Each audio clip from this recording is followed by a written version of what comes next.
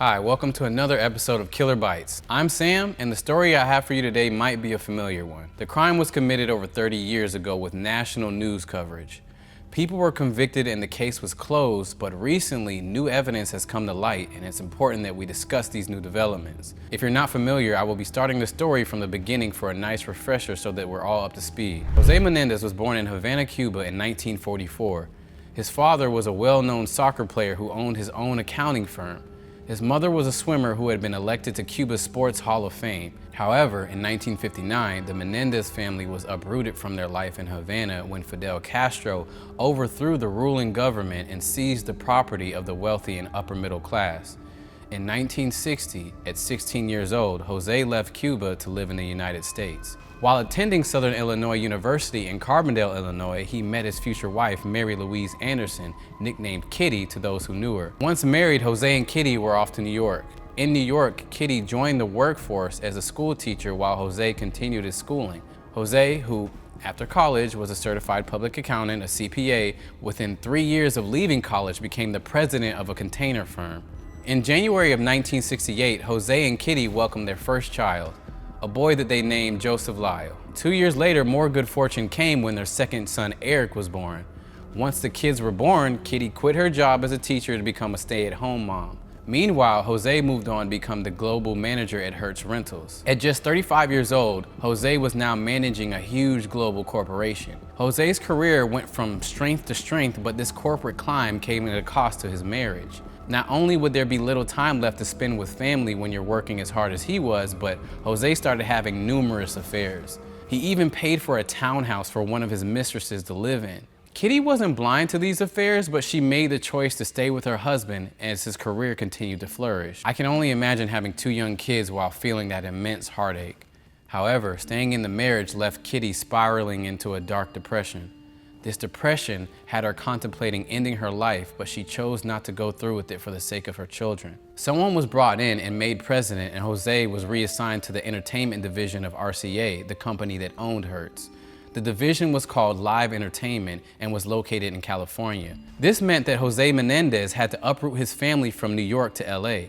It also meant that Kitty had to leave all of her friends behind. This move didn't help with her depression, but she made the decision to stick with her husband and continued to go along for the ride across the country. Once José had taken on a new position at RCA, he developed a reputation at work of being an incredibly strict and ruthless taskmaster. It was reported that his employees were rightfully unhappy about this behavior, but their feelings didn't hinder José's success.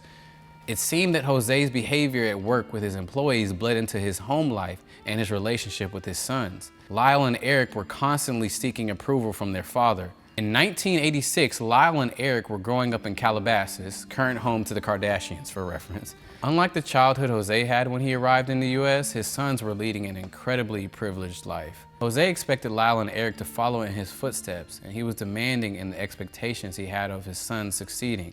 José had put immense pressure on his teenage sons, especially Lyle, and wanted them to go on to an Ivy League school. But Lyle wasn't excelling. His grades were average and he lacked ambition. Erik and Lyle were described as sullen teenagers and considered loners in school. All the attention Lyle was getting from his father as the firstborn and first in line to inherit left Erik very isolated. The one thing he had going for him was that he played tennis and was actually quite good at it. Lyle decided to apply to Princeton. The first time he applies, he isn't accepted.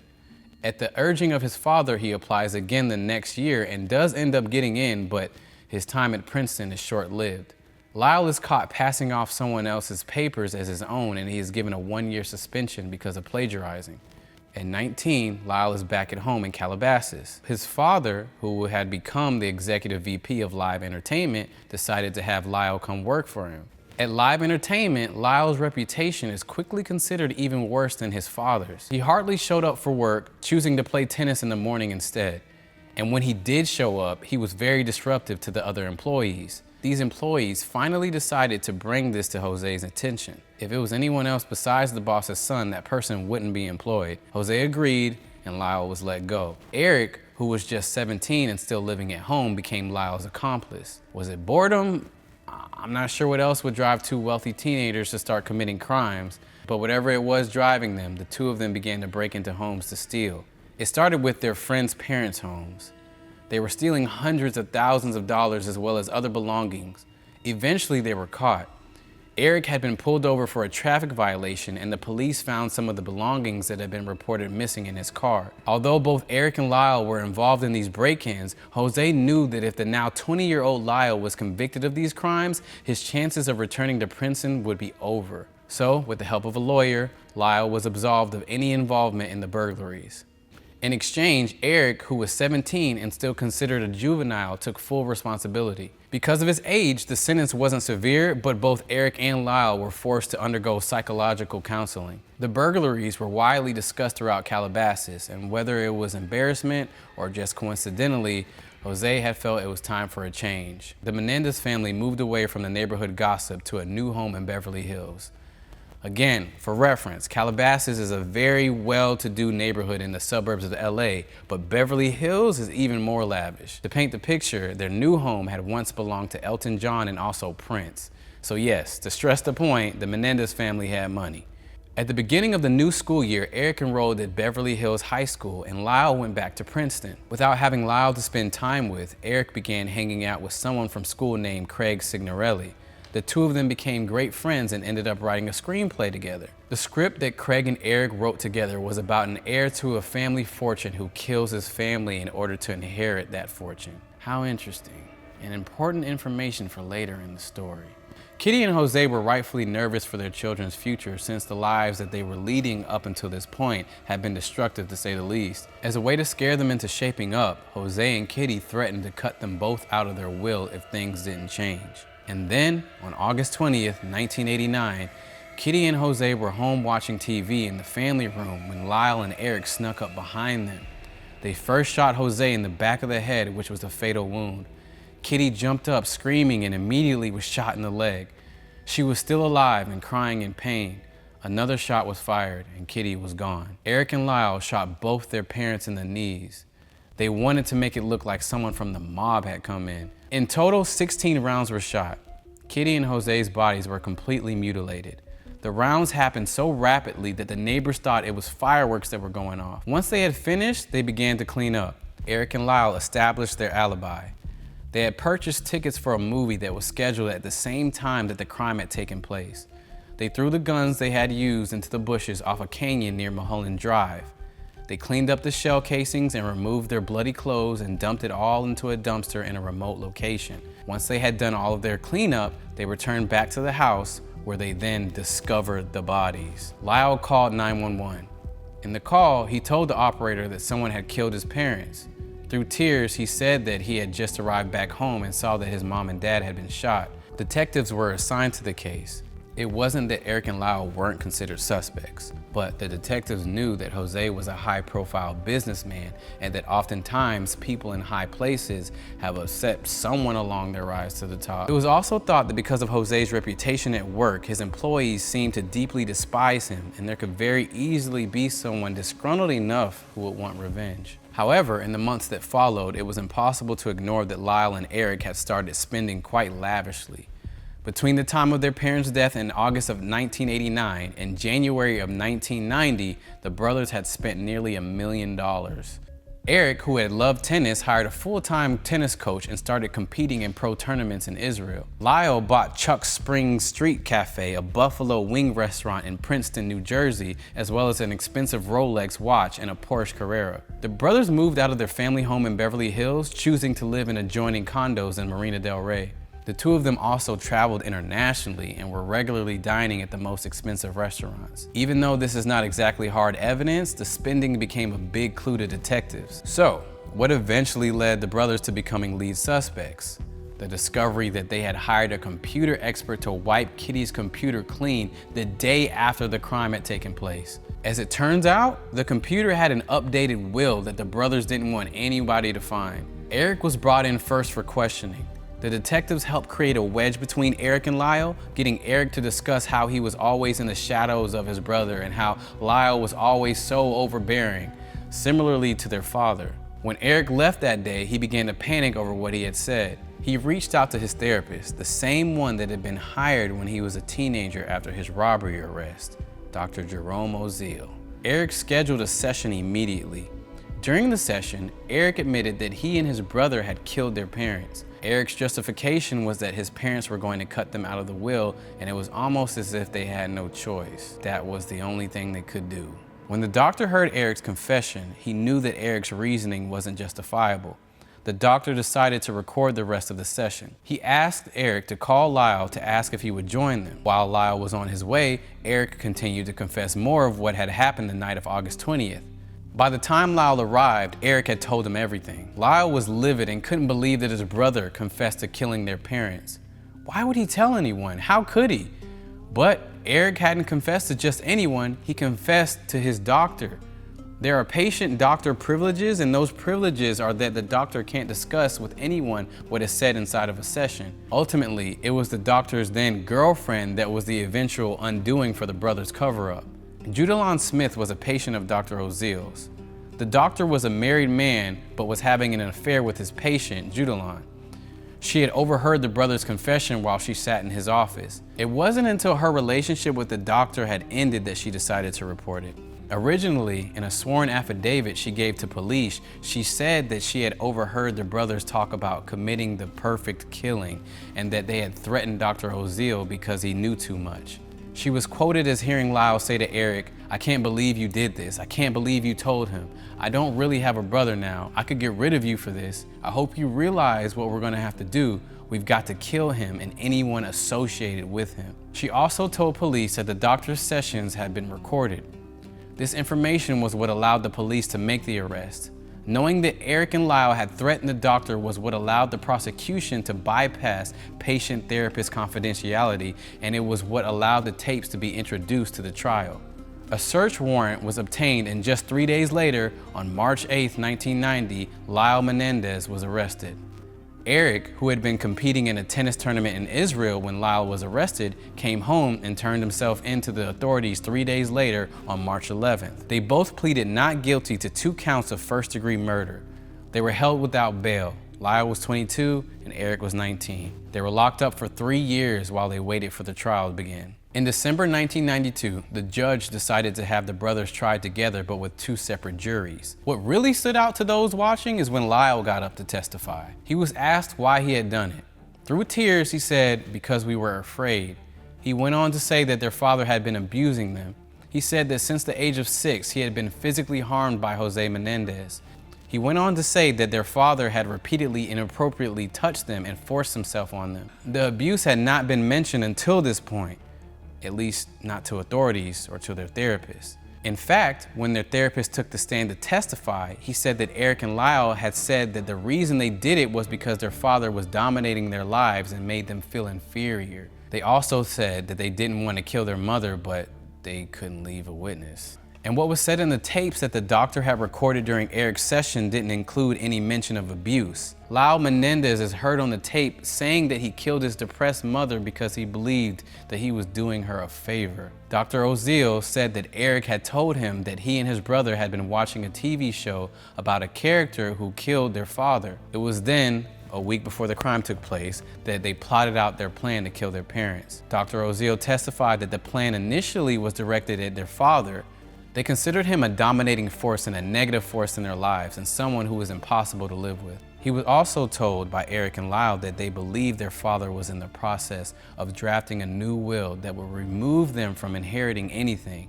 But the doctor said that Lyle Menendez told him that they did not kill for money. It was out of the hatred they had, and particularly for their father. And they only decided they had to kill their mother to eliminate her as a witness, and because they pitied her and felt that they would be putting the mother out of her misery. Although they felt the mother didn't deserve to die, shouldn't die, they included her in the plan, Oziel testified. He continued saying that Lyle Menendez had said he knew his father would have been proud of him for killing him, and especially proud of the good job he did. After Erik had confessed to Dr. Oziel about the murders, they went back to see him in a different day, and they told him that Lyle had asked his brother in the car, "How do we kill Dr. Oziel?" But Erik Menendez reportedly replied that he was not up to killing anyone else. Lastly, the doctor said that Lyle had opted not to kill him because he said it wouldn't look too good if I disappeared too soon, because if I did, it might begin to cast an unwelcome light on them. An interesting thing then happened during the trial. Judalon Smith, the woman who had overheard the confession and had been the whole reason the police were able to make the arrest in the first place, went from the prosecution's side to the defense's. When she was called to the stand to begin her testimony, Judalon told the jury that the reason she had gone to the police was because I believed that Jerry Oziel was going to have me killed. She said, when I went to the police, I had just been terribly victimized by this man. I had been raped, I had been beaten, I had been isolated from my friends and my family. She stated that Dr. Oziel had told her that her life was in danger after she overheard the brother's confession in his office. She said he brought her a shotgun and took her home to live with his wife and children while they continued their secret affair. It wasn't romantic, but there was sex, she said. Judalon had been given a hidden microphone by the police in order to secretly record the doctor. These tapes were also played for the court. Dr. Oziel was heard saying, "We're going to be stars, not really for the right reasons. You'd better put on your makeup and dark glasses. You don't know what's going to happen." At one point during the recorded conversation, he compared their stardom with that of Trump and his ex-wife. Judalon Smith also testified that she overheard bits and pieces of the brother's confession, but she never heard the brothers threaten the doctor. She stated that Jerome Oziel was pleased by his position in the case. He said this was a blessing, Lyle and Erik killing their parents and coming to him. The defense tried to discredit Dr. Oziel as being a liar, philanderer, and a cheat. They suggested that he had made the tapes for extortionist purposes. They showed that he had billed the Menendez brothers for an extraordinary number of hours. They said that although the word blackmail was never mentioned, it was certainly implied. Dr. Oziel and Judalon Smith's testimony and coverage was almost as much of a story as the brothers who were actually on trial. But nevertheless, these tapes were the most damning piece of evidence against the Menendez brothers. The prosecution was certain that it would be an open and shut case because of premeditated murder. However, they were stunned to find out that the jurors came back deadlocked. The California District Attorney refused to accept defeat and moved forward with trying them again. For the second trial, the prosecutor asked to limit the mention of abuse because he said it had nothing to do with the case. The second trial did not have cameras. The prosecution didn't want the same media circus that the first trial had. The prosecution theorized that greed motivated Erik and Lyle to kill their parents. On August 26, 1996, the jury agreed. Lyle and Erik were found guilty on 2 counts of first-degree murder and conspiracy to commit murder. They were sentenced to life in prison without parole. Lyle and Erik were separated and sent to different prisons. Since they were considered to be maximum security inmates, they were also separated from other prisoners. In 1998, both the California Court of Appeal and the Supreme Court of California declined to review the case and upheld the conviction. While incarcerated, both brothers found love. On July 2, 1996, Lyle married Anna Erickson. The ceremony was attended by his aunt, Marta Menendez. The marriage didn't last and they divorced on April 1, 2001 after Anna had discovered that Lyle was allegedly cheating on her with another woman. In an interview in 2017, Lyle said, "I get a lot of joy from my marriage. I married a girl from my hometown in New Jersey. Been married for over 10 years, so I get a lot of joy from that.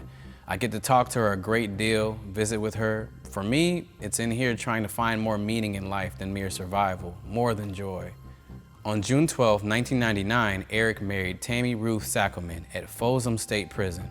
The wedding took place in a prison waiting room. On April 4, 2018, Lyle was moved into the same housing unit as Erik.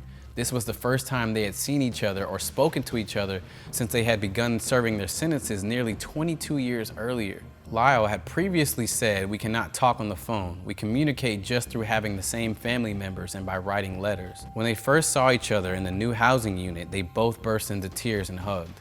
The new unit that they were moved into is reserved for inmates who have all agreed to participate in education and rehabilitation programs without creating disruptions. In May 2023, a docuseries called Menudo plus Menendez was in the news. Roy Rosello, who is a former member of the boy band Menudo, accused José Menéndez of sexual abuse.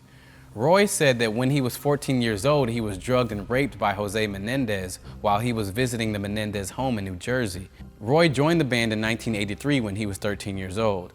Menudo were considered a global sensation in the 80s, and José Menéndez was a record label executive at the time at Live Entertainment. Roy claims that José was obsessed with the band. In the docuseries, Erik and Lyle are interviewed. They say that they remember constantly seeing Menudo members, sometimes at their home or backstage at shows. I remember my father taking one of the kids saying he wanted to talk to them alone, and they went off into the house upstairs, Erik said. In the series, there's a moment where Roy points to a photo of José Menendez and says, "That's the man here that raped me.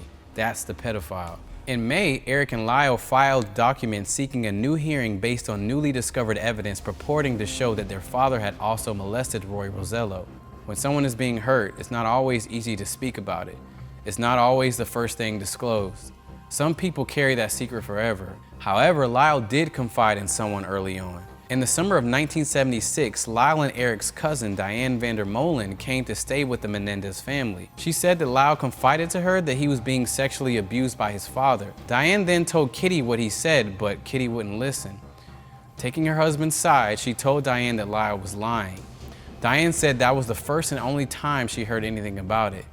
It's terribly tragic when you think about it. Dr. Oziel was later accused by a state panel of breaking confidentiality rules and having intimate relationships with female patients. He surrendered his license to the California Department of Consumer Affairs Board of Psychology. Even though he surrendered his license, he said that he only agreed to the arrangement because he no longer lived in California. And that's the current ending to the story of the Menendez brothers. Regardless of the reason, the anger is justifiable, but there is no reason to justify the killing of Kitty and José. Was it abuse or was it greed that drove the brothers to do what they did? Either way, they did it and it was wrong. But the new information about Roy Rosello definitely adds to the issue that the boys claim they faced. What are your thoughts? I'd love to hear in the comments. Thanks for watching Killer Bites. I'm Sam.